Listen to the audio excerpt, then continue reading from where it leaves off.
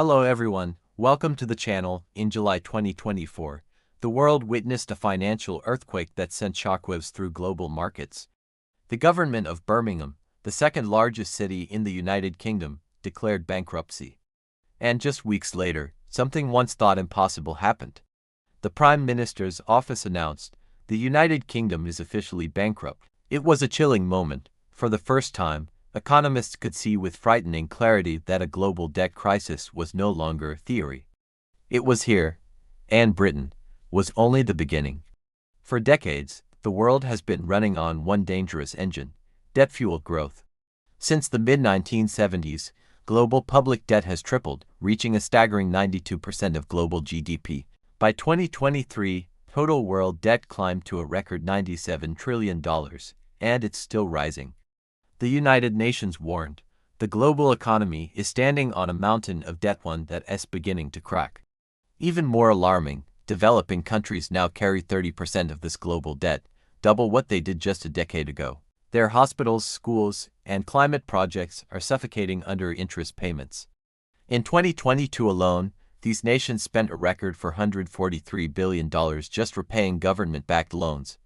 That's money that could have built thousands of schools or powered entire nations with clean energy. Instead, it went to debt interest. But let's look at the so-called rich world, because it's not much better. Germany's public debt hit a record high of 2.4 trillion euros. France's national debt surpassed 3 trillion euros, more than 112% of its GDP, and Italy. Its debt-to-GDP ratio exploded to 140%. Placing the nation one step away from junk credit status. European finance ministers are desperately trying to find a balance between cutting debt and keeping their economies alive. But the truth is, Europe is running out of room to breathe. Then came Birmingham. The city government, drowning in £87 million of unpaid bills, was ordered to stop all spending. Panic spread across Britain as analysts warned that more cities could soon collapse. By mid-2024, UK debt had reached £2.56 trillion, surpassing 100% of GDP for the first time since 1961. Meanwhile, inflation hovered near 7%, despite 14 consecutive interest rate hikes. Those hikes didn't just hurt families, they multiplied the cost of government borrowing. By summer, rating agencies had placed the UK on negative watch. Investors began to whisper, "Is this the next Greece?" Then, on July 28th, the unthinkable happened. The UK government declared national bankruptcy. The world went silent, but now the question is, who's next? And all signs point to one answer: the United States. The numbers are staggering.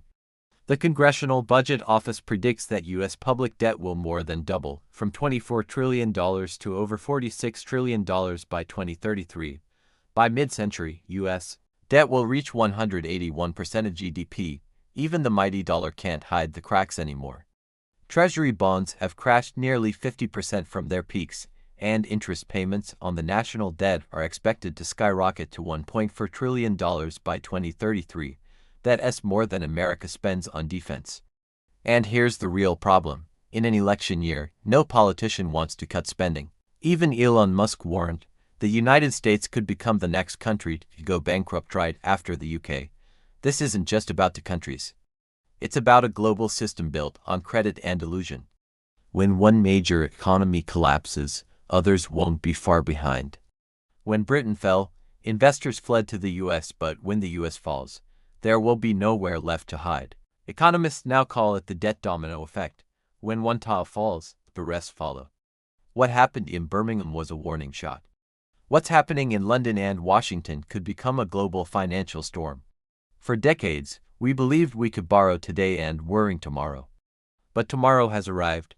The question now is, can any nation truly escape this cycle? Perhaps, but it will require something the modern world has forgotten: discipline, restraint, and long-term thinking.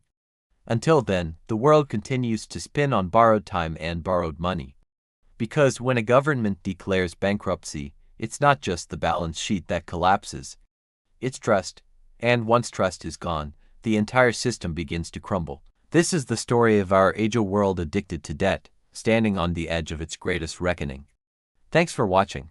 If you found this insightful, please like, subscribe, and hit the notification bell. See you in the next episode.